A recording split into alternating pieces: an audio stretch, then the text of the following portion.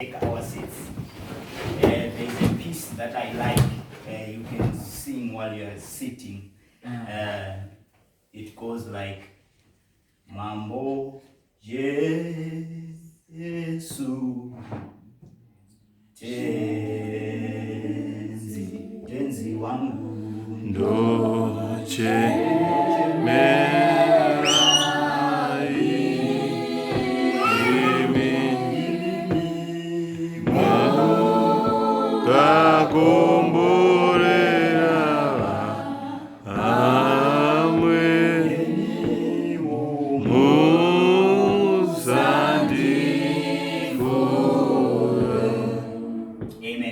Amen. Are you happy to be here tonight? Amen.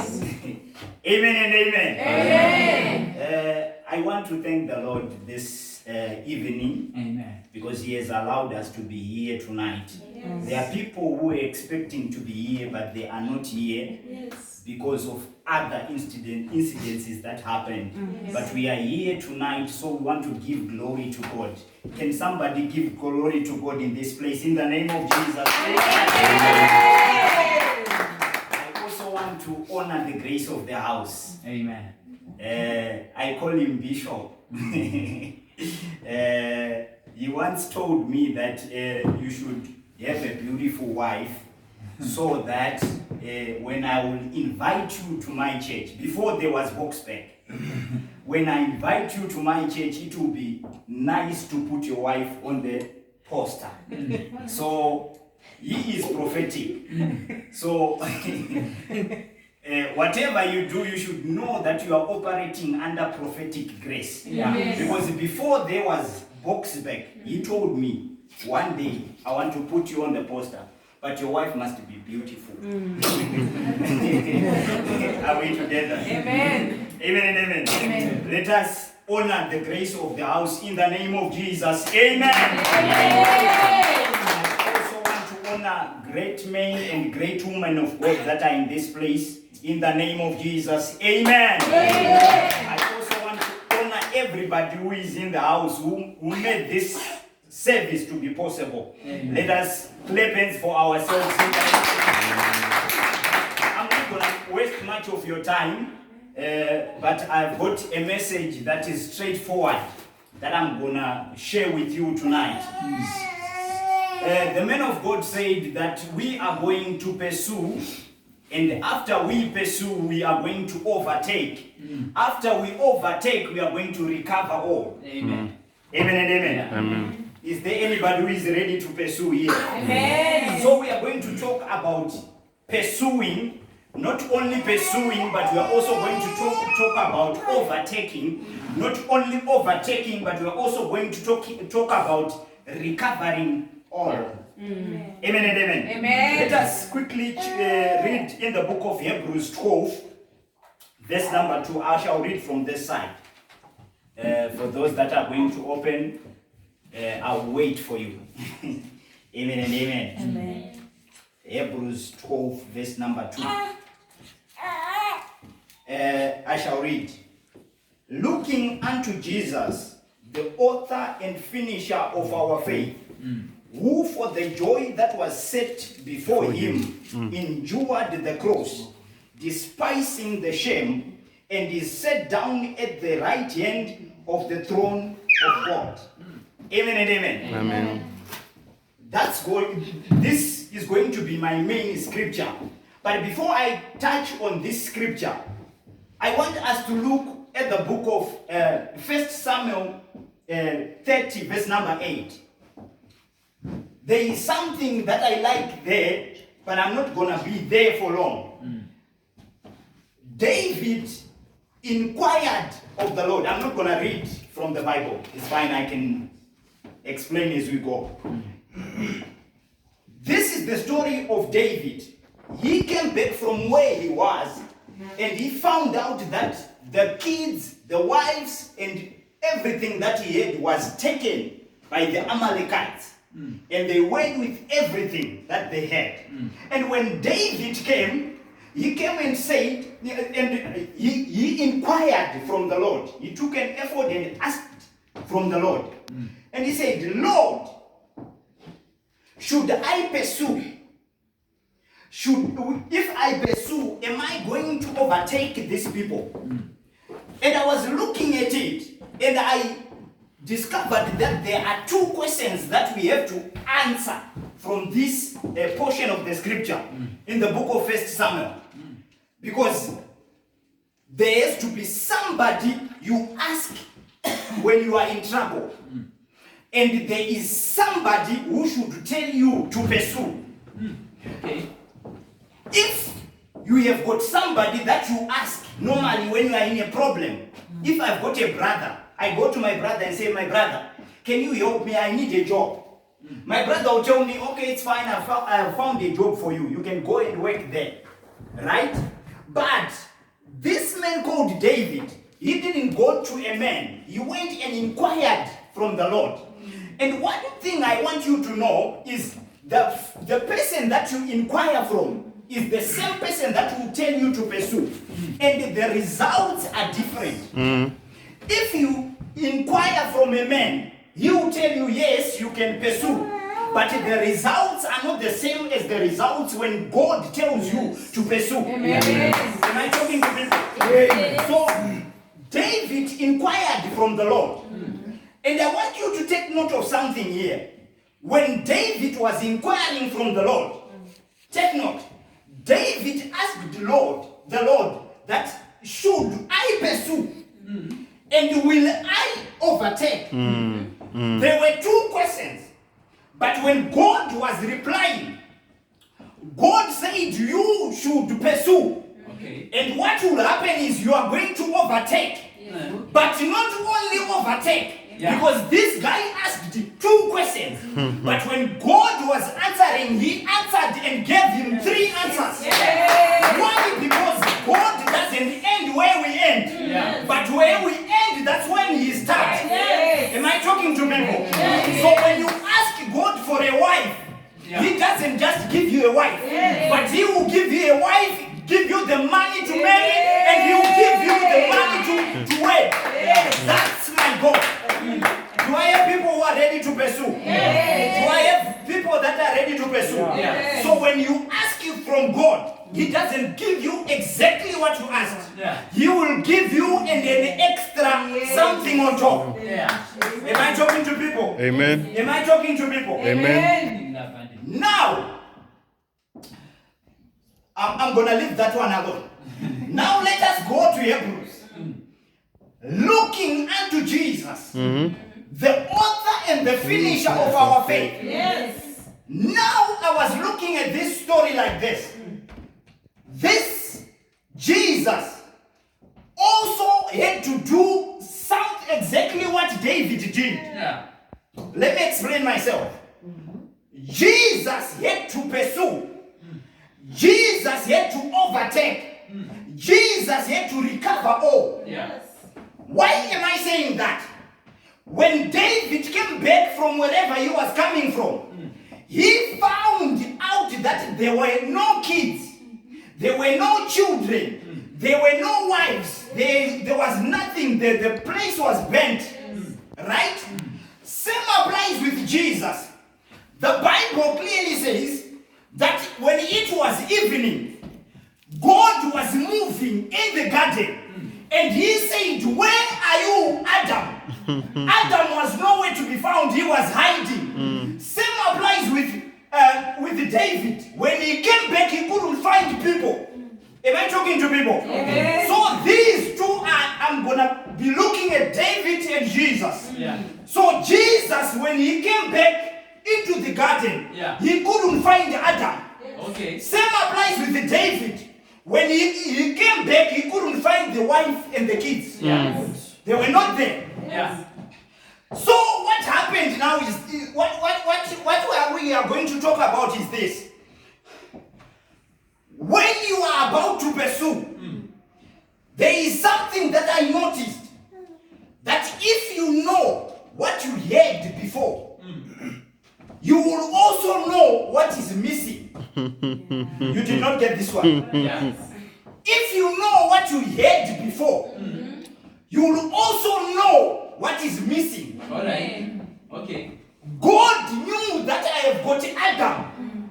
So when he came to the garden, he realized that there is no Adam. That is the only way he realized that there is something missing. All right. Same applies with David. When he came, he realized that there are no wives here. Okay. There are no kids here. Okay. The place is bent. So, if you know what you had before, you also know what is missing. All right. Now, what is it that we had before? The book of Genesis 1, verse number 28. The Bible clearly says that God blessed them. And he said, you are going to subdue the earth. You are going to be a blessing. And if you don't have a blessing in your life, it's a sign that there is something missing. If you don't have the blessing of God in your life, if you are not dominating, that readily means there is something missing. There are no kids. There are no wives. Okay. Am I talking to people? Amen. So if you know what you had before, it is easy for you to know that there is something missing. If you read in the book of Revelation 5, verse number 12, the Bible clearly says that Jesus was slain. And the reason he was slain is for him to get power, for him to get glory, for him to get wisdom, for him to get honor, for him to, there are, I think, 7 items that are mentioned there that he was supposed to get. So that those things are the things that we lost in the garden. All right. So when we are talking about pursuing, we are not only talking about physical things, Right. but we are talking about what we lost in the garden. They're coming there. So we have to pursue what we lost in the garden. And we are going to overtake. Yeah. And after overtaking, we are going to recover all. Am I talking to people? Then you can go the clap offering. Get this right. Now, after that, he realized what was missing. Jesus had to pursue. And when you are pursuing, it's not an easy journey. What am I saying? When you are going to somebody's place, especially in Zimbabwe, is it okay if I say this in Shona? Vanotanzi ukaenda kunorwa nemunhu ari kumba kwake akakurova akakukwadza ane mhosva ndiwo aenda kupi? Okay. Ane mhosva ndiye aenda kumba kwemunhu because dai wangori kumba kwako kwangu singazoziiti zvekurowa naizvo but waenda kumba kwangu ukandidenda so I'm gonna beat you and after beating you you are going to I'm going to sue you again. Why? Because you are the one who came to my house. Same applies with David.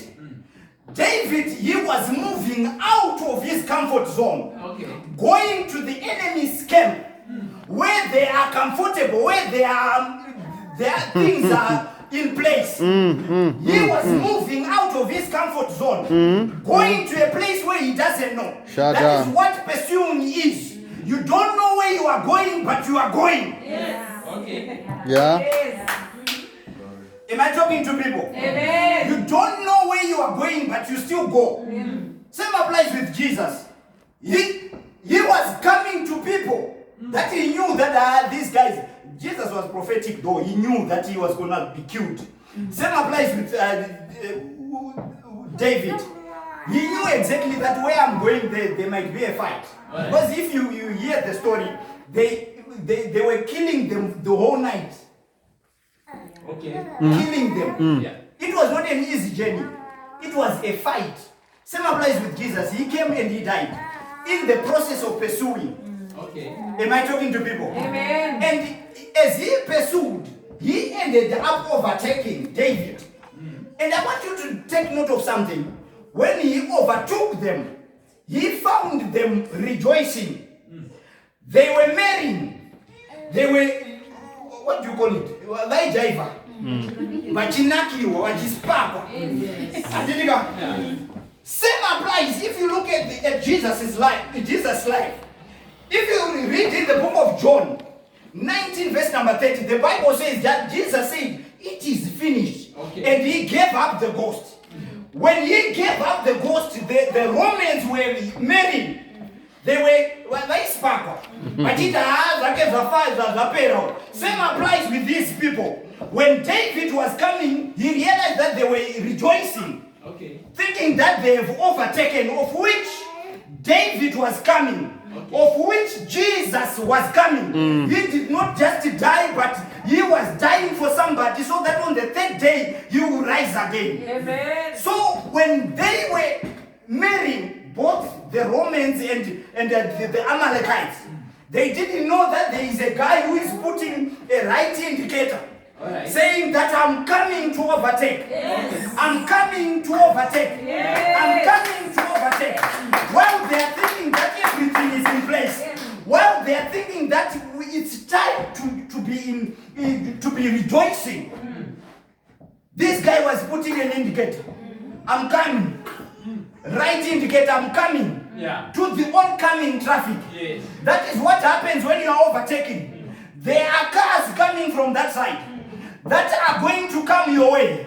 There is going to come people that are going to discourage you. Yeah. That will be on the right lane. Yeah. But as you come out of this place, put your right indicator and say, I am coming. I am coming. Whatever that they said I cannot do, I'm coming back for everything that they said I cannot do. Yes. Am I talking to people? Amen. Am I talking to people? Amen. You have to indicate. Because if you do not put an indicator, man of God, they don't know what you want to do. Okay. You have to put an indicator. Yes. What is an indicator? When you are about to get married, and they say you don't have the money to get married, Yes. give them a date. Yes. An indicator. Put an indicator. And tell them, I am coming. Yes.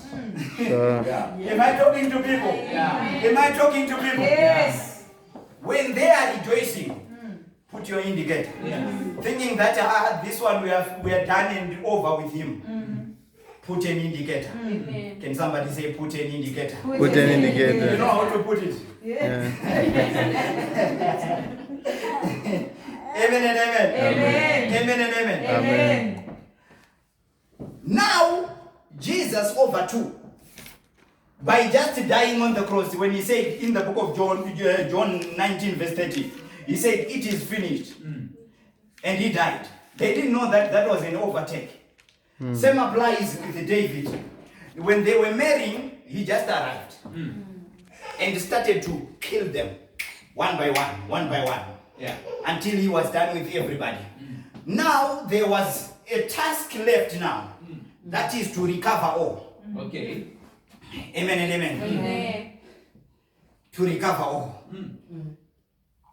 Ladies and gentlemen, saints and others, there is something that happened when Jesus was recovering all. Because I used to have questions. Why did Jesus die for 3 days? Why not 2 hours and wake up? Why did Jesus die for 3 good days? Okay. And I later on realized that they were keys Okay. that he was supposed to go and collect. And as I was looking at the key is simply access. Okay. And when it's access to everything. If there is a jail, you can access a jail. If there is a hospital, you can access a hospital. Those people that are in hospital, they need the same key of Jesus for you to go and unlock the hospital. Yes. Those people that are in prison, they need the same key, which is access into that hospital, into the jail. Am I talking to people? Amen. So when you recover all, it is the key of Jesus that you get. Same applies with David. When he recovered all, he took everything that was there and he went back home. Amen. Am I talking to people? Amen. Now in closing, the book of 1 Kings 3, I think starting from verse 20, going down. we are presented with two ladies. And as I was reading this story, I realized that these ladies gave birth. This one gave birth today and the other one later that day or the following day. And what happened is this. The other lady slept on her baby and the baby died. When the baby died, she decided to take that baby that was dead and give that baby and exchange the baby with the baby that was alive. And as soon as she did that, this other lady, when it was in the morning, she took the baby, tried to give them milk, and the baby couldn't suck. What's going on? What's happening? And the lady now realized that, let me check properly. When she was checking properly, she was realizing what was missing. Because if you had something before, and you come back and you realize that it's not there. You know exactly that I had a baby that was alive. How come I have got a baby that is dead? And when you realize that this baby is not mine, you go and claim the baby that is yours. And how do you do that? You have to pursue. How do you pursue? You go to the king and say, King, should I pursue? And the king will tell you, my boy, my sister, my father, my grandmother, please pursue. And what you are going to do after pursuing is you are going to overtake. And after you overtake, you are going to recover all. How did this lady recover all? They went to the king. And the king was like, okay, it's fine, I'm going to cut this baby into two. And the mother, the owner of the baby said, no, you can give her. You can give her the baby. It's fine, I can go without a baby. You can give her the baby. And the king realized that no. This one is the owner of everything that has to be recovered. So I have to give this one the baby that is alive. So tonight, as I stand here on this holy altar, I decree and I declare over your life that as you go back home, you are going with everything that you have recovered. Amen. In the name of Jesus Christ of Nazareth. The dead baby isn't yours. You have got a baby that is alive. And tonight you are about to recover everything. Am I talking to people? Amen. Am I talking to people? Amen. Who is ready to recover? Amen. Who is ready to recover? Amen. Amen and amen. Amen. I will leave this time to the men of God.